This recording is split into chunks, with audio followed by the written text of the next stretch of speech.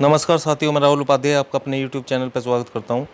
तो दोस्तों, आज से हम शुरू कर रहे हैं UP triple S C PET का जो एग्ज़ाम डेट आपको पता है 6 और 7 तारीख सितंबर आ चुकी है। ठीक है, तो उसी का सिलेबस हम यहां पे कंप्लीट करेंगे। जो सामान्य हिंदी में नोटिफिकेशन में जो भी चैप्टर दिए हुए हैं, ये मैंने सारे लिख रखे हैं। ठीक है, इन्हें मैं इस तरीके से लिख के लाया हूँ। ये 9 चैप्टर हैं हिंदी के, जिससे हमारे कितने नंबर पक्के होंगे? इससे 5 नंबर पक्के होंगे। ठीक है, आसान से चैप्टर हैं, तो एक एक करके हम यहाँ पर इसका हिंदी का पूरा सिलेबस कंप्लीट कर लेंगे। और यहाँ पर जो 5 नंबर का गद्यांश आएगा हिंदी का, वो अपना अलग है। ठीक है, तो इस तरीके से यहाँ पे इन चैप्टरों से एक एक क्वेश्चन आपसे पूछा जाएगा। ठीक है, तो यहाँ पर हम बात कर लेते हैं। देखो भाई, यहाँ पे संधि है, विलोम शब्द है, ये याद करने वाली चीज़ है। पर्यायवाची है, वाक्यांशों के लिए एक शब्द है। भिन्नार्थक शब्द जैसे 4 ऑप्शन दे दिए, उसमें से छांटना है कि कौन सा भिन्न है। मुहावरे, लोकोक्तियाँ हैं, मुहावरे पूछ लेगा। सामान्य अशुद्धि पूछ लेगा कोई भी शब्द देकर आपसे, और एक आध लेखक या रचना पूछ सकता है। ठीक है, तो इनको हम कंप्लीट करेंगे। अगर आप हिंदी में पूरे नंबर लाना चाहते हैं तो हमारे चैनल को सब्सक्राइब करें, क्योंकि यहाँ पर जो है UP triple S C PET, इसके सिलेबस के अनुसार हम यहाँ पर सारी की सारी जो है चैप्टर यहाँ पर कवर करेंगे। तो आज मैं आपके सामने लेकर आया हूँ संधि का चैप्टर। ठीक है, संधि से जितने भी क्वेश्चन बनते हैं आपके गलत नहीं होंगे, तो इसमें हम संधि को स्टार्ट करेंगे।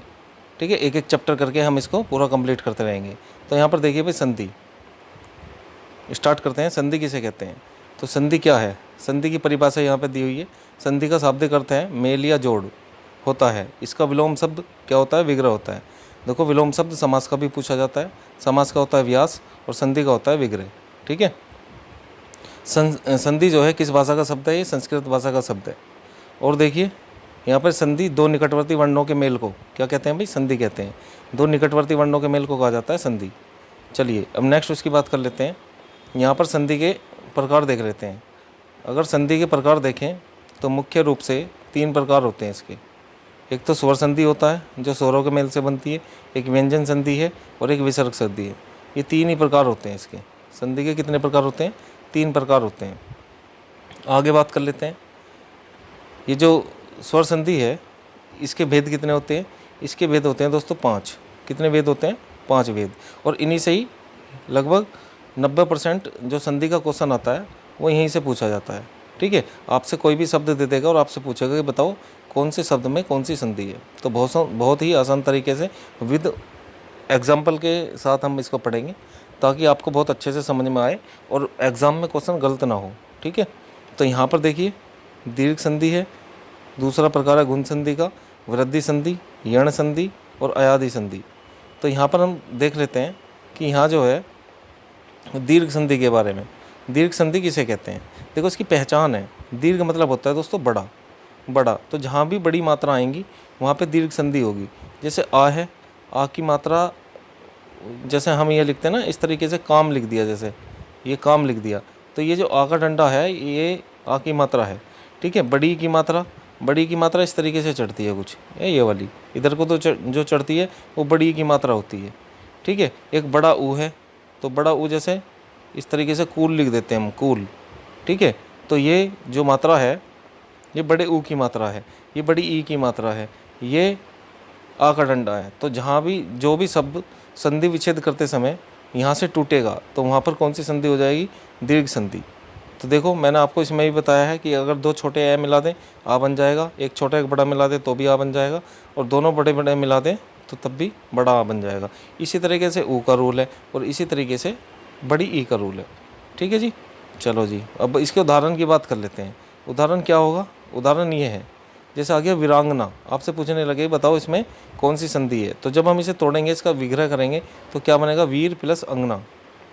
ठीक है, तो रै से हमें क्या अंतिम शब्द लेते हैं, अंतिम वर्ण लेते हैं बिल्कुल, क्या मिलता है? ए मिलता है।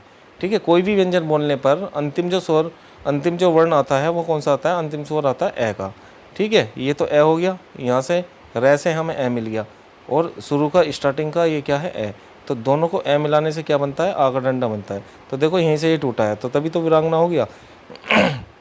अब देखो युगांतर में भी आ के डंडे से टूटा है। अन्ना भाव, तो अन्न प्लस अभाव, तो न से निकलेगा ए, और ए को ए जोड़कर क्या हो जाएगा? आ हो जाएगा।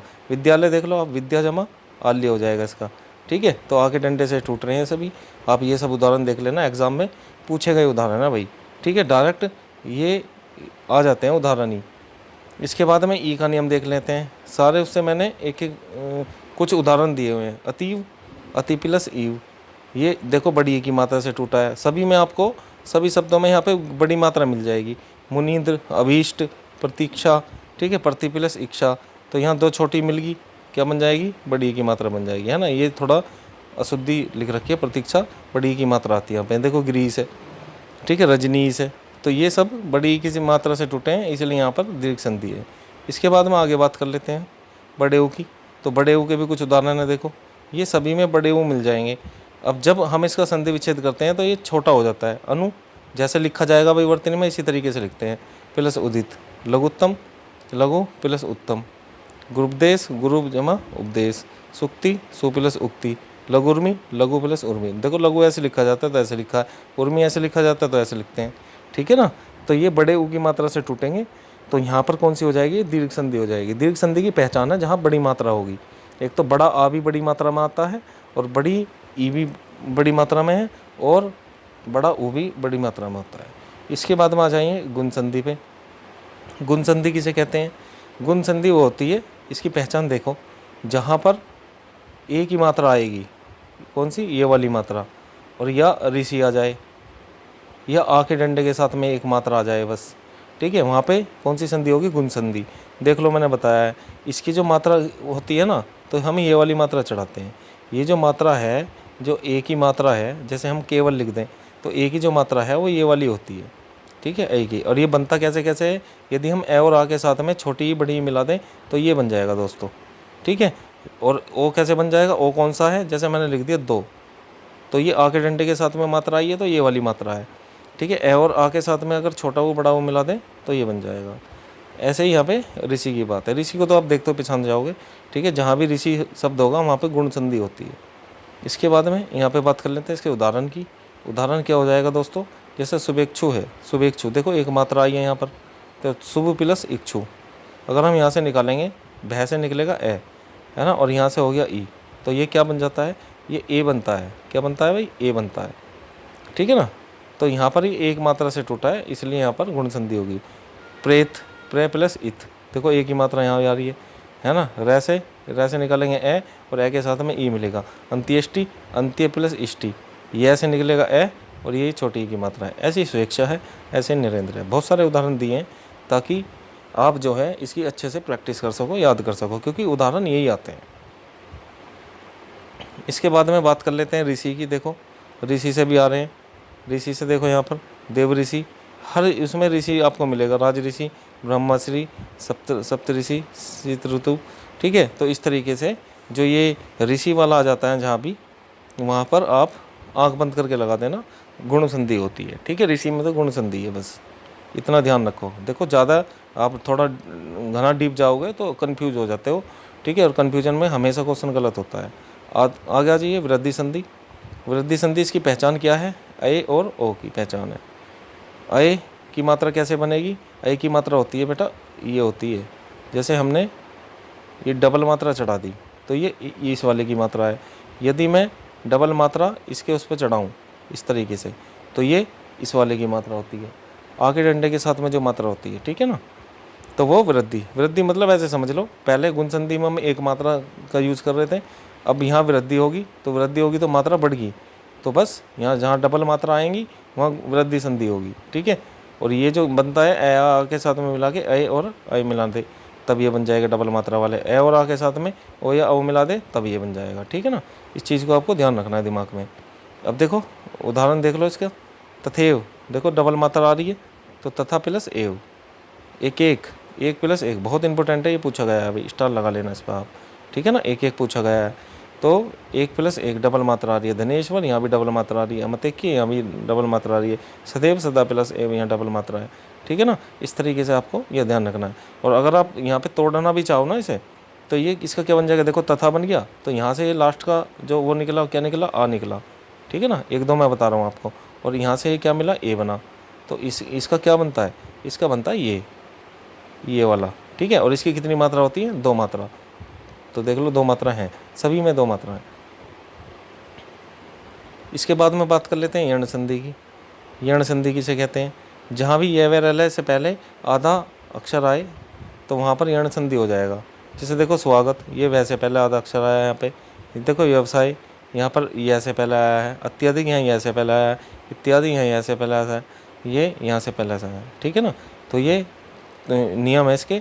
तो इसमें क्या होता है? सु प्लस आगत, वी प्लस अवसाय, अति प्लस अधिक, इति प्रति आदि, अति प्लस आचार, ठीक है ना। तो इस तरीके से यह और वह, ये ज़्यादातर यह और वह का ही देता है। तो बस वहाँ पे क्या हो जाएंगी? यण संधि हो जाएगी, है ना, यण संधि हो जाएगी वहाँ पर। इसके बाद में आगे बात कर लेते हैं अयादि संधि की। अयादि संधि किसे कहते हैं? देखो अयादि संधि किसे कहते हैं?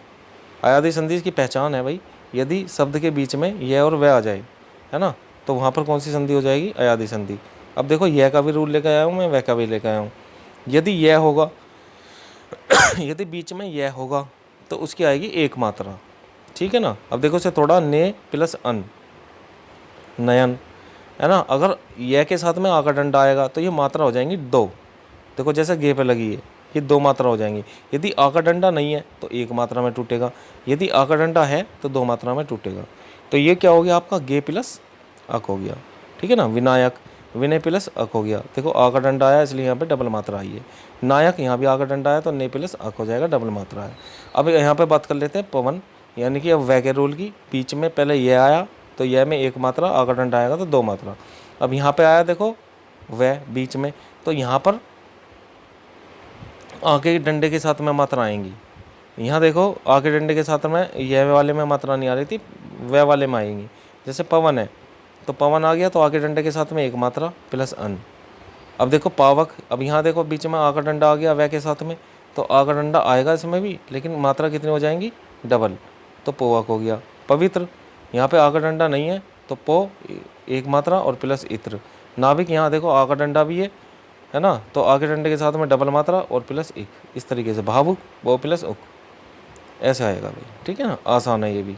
चलो अब हमारी जो ये है, जो स्वर संधि है कंप्लीट होगी, जिससे लगभग 90% क्वेश्चन यहीं से पूछ लिया जावे, ठीक है ना। तो ये आपका जो है बहुत आसानी से आप कर सकते हो। प्रैक्टिस आपको करनी पड़ेगी भाई, ठीक है। तो इसलिए मैंने जो है ये PDF तैयार करी है, जिससे कि आप जो है आराम से इसको जो है कई बार रिवाइज कर सको, ठीक है। लगातार इसी तरीके के पेपर में आते हैं, ज़्यादा मतलब अलग से कोई शब्द बना कर नहीं देगा आपको कि भाई इसमें संधि बताओ, ठीक है ना। तो इस तरीके का है। वैसे भी ये प्री एलिजिबिलिटी टेस्ट है, तो यहाँ पर आप जो है ये संधि के, अगर आप ये कर लोगे, स्वर संधि अच्छी कर लोगे, या व्यंजन संधि, स्वर संधि, ठीक है, तो आपका यहाँ से प्रश्न नहीं छूटेगा। और ये ऐसा नहीं है कि आप पैट के लिए पढ़ रहे हो, यूपी में जितने भी एग्ज़ाम होते हैं सभी में हिंदी आती है। तो ये जो PDF है मैं आपको जो है टेलीग्राम ग्रुप में, जिस नाम से मेरा चैनल है इसी नाम से टेलीग्राम का भी चैनल है, आप उसको ज्वाइन कर लेंगे। ये PDF आपको फ्री ऑफ कॉस्ट मिल जाएगी, ठीक है। तो इससे आप पढ़ सकते हैं, ठीक है। तो यहाँ पर देखिए अब व्यंजन संधि की बात कर लेते हैं। व्यंजन संधि किसे कहते हैं? व्यंजन संधि में देखो भाई इसमें कोई भेद नहीं है, भेद सिर्फ स्वर संधि में है। इसमें क्या है, इसमें कुछ नियम बनाए गए हैं। हमेशा जब भी व्यंजन संधि से एग्जामिनर क्वेश्चन पूछना चाहेगा, वो क्या करेगा, वो सिर्फ आपको यहाँ पे संधि विच्छेद पूछेगा इसका, ठीक है ना। संधि विच्छेद पूछेगा कि बताओ इसमें कौन सा। अब जब इसके नियम पता होगी तभी आप इसको जो है संधि विच्छेद अच्छे से लगा सकते हो। तो चलिए इसके नियम की जान लेते हैं। नियम आसान है। यदि किसी व्यंजन के आगे किसी स्वर अथवा व्यंजन का मेल होने से व्यंजन में जो परिवर्तन होता है उसे व्यंजन संधि कहते हैं। देखो परिभाषा वैसे हमारे किसी काम की है नहीं, लेकिन फिर भी हम परिभाषा को पढ़ते हैं, ठीक है। तो व्यंजन संधि के भेद नहीं होते, ये देखो ये लिखा हुआ है मैंने, इसमें कुछ नियम होते हैं जो निम्न है। इसमें आगे बात कर लेते हैं। देखो ये नियम कौन कौन से हैं। तो नियम नंबर 1 की बात कर लेते हैं भाई। पहले ये कह रहा है, ये कचटतब वाला, आपने एक वर्ग देखा होगा जिसमें हम स्पर्श व्यंजन पढ़ते हैं, है ना। तो कैसे शुरू होता है, कै खे गै गै, है ना, फिर चे से शुरू होता है, फिर टैसे, फिर तैसे, फिर पैसे। तो उसमें 5 वर्ग होते हैं, तो हमें 5 नहीं लेने, हमें क्या है 1, 3 और 5 वाला लेना है। पहला क्या है, पहला वर्ग कचटतप है, फिर दूसरा गजटदब है, और फिर वो अनेखाली वाला आ जाता है, ठीक है। तो ये इससे बनेगा। तो ये कह रहा है कि जैसे दिगंबर है, ये देखो उदाहरण दिगंबर, तो गै का क्या हो जाएगा, देखो भाई ये जैसे कचटतप है, कचटतप, ठीक है। तो पहला वर्ग तो ये हो गया, और ये तीसरा वर्ग लेना है अब इसमें, गजट दब, गजट दब, ठीक है ना, गजट दब, तो ये लेना है। तो इस तरीके से जैसे लिया, अब देखो ये आया दिगंबर, तो गै का यहाँ पे क्या हो जाएगा, गै का हो जाएगा कै, इन पे सब में हलंत लगा हुआ है। देखो एक चीज़ और बता रहा हूँ, जिसमें ये ऐसे हलंत सा लग जाता है ना, जैसे मैंने डंडा खींचा है, तो वो उस वर्ण को आधा कर देता है। तो यहाँ पे देखो दिगंबर, तो गै कन्वर्ट हो जाएगा किस में, कै में, तो हमने कर दिया दिक प्लस अंबर ऐसे। जैसे आ गया सदासार, सदाचार, तो दे का क्या बन जाएगा, तय। देखो यहाँ पे दे का तय बन जाएगा, तो सत्य प्लस आचार, ये नियम नंबर 1 कहता है। ऐसी वागदान, तो गै का क्या हो जाएगा, गै का हो जाएगा कै, ठीक है। दिग्गज, गै का क्या हो जाएगा, कै। उद्घाटन, तो दे का क्या हो जाएगा, तय, तो उत प्लस घाटन। इस तरीके से ये नियम नंबर 1 आपका कंप्लीट हो गया, आसान है, ठीक है जी। आगे बात कर लेते हैं, नियम नंबर 2 की बात कर लेते हैं। ये है च छ का नियम। च छ का नियम क्या होता है, संधि विच्छेद करते समय च हट जाता है भाई, ठीक है, बहुत आसान है। जैसे परिच्छेद है, देखो च के साथ में आधा च आया और छ के साथ में आधा च आया है, तो ये क्या हो जाएगा, परिप्लस छेद, संधि विच्छेद करते समय। अनुच्छेद है, अनुप्लस छेद। लक्ष्मी च छाया है, लक्ष्मी प्लस छाया है, ठीक है ना, इस तरीके के हो जाएंगे। आगे बात कर लेते हैं भाई, आगे बात कर लेते हैं।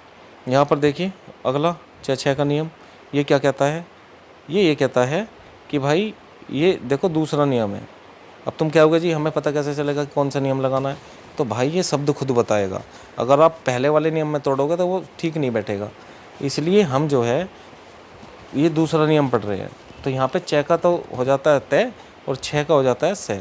देखो जैसे सच शास्त्र आया लिखा हुआ, तो इस च का तो हम क्या बनाएंगे, तय, कर्म में कन्वर्ट हो जाएगा सत्य, और प्लस छ का बन जाएगा से, तो सत्य प्लस शास्त्र हो जाएगा। ऐसे ही तच्छीव है। अब देखो च का तय बन गया, तत् हो गया, और छ का क्या हो गया, से हो गया, तो तत् प्लस शिव। इस तरीके से ये दूसरा नियम है, ठीक है ना।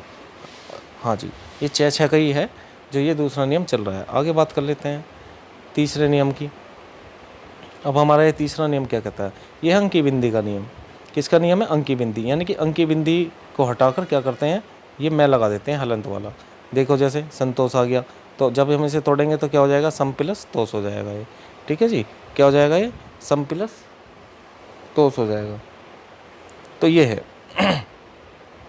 इसके बाद में देखो संधि, संधि में भी अंकी बिंदी लगती है, तो क्या हो जाएगा, सम प्लस दी हो जाता है। संसार सम प्लस सार हो जाएगा। संयोग सम प्लस योग हो जाएगा। संवाद सम प्लस वाद हो जाएगा, ठीक है, आसान है ये अंकी बिंदी का नियम। इसके बाद में बात कर लेते हैं नियम नंबर 4 की। नियम नंबर 4 क्या कहता है भाई, यदि ए आ को छोड़कर किसी भी स्वर के आगे से आता है तो से के स्थान पर स हो जाता है। देखो परिभाषा समझ में नहीं आएगी, लेकिन आप उदाहरण से समझ सकते हो। देखो जैसे आया विषम, तो ये वाला स कन्वर्ट हो जाएगा किस में, छोटे वाले में, ठीक है ना। स षटकोण वाला है। निषेध, नी प्लस सेद हो जाएगा, ये स चेंज हो गया। अभिषेक, अभी प्लस से, ये गलत हो गया भाई, है ना, यहाँ इधर ऐसा आएगा, ये अभी प्लस सेक इस तरीके से बनेगा, हमने ये ऐसा रख रखा है, ठीक है ना। तो ये वाला सेक जो है इस तरीके से आएगा, सुसुप्त सु प्लस सुप्त हो जाएगा, ठीक है ना। ये एरर है, इसको आप ध्यान मत देना, ये वाला सेक आएगा।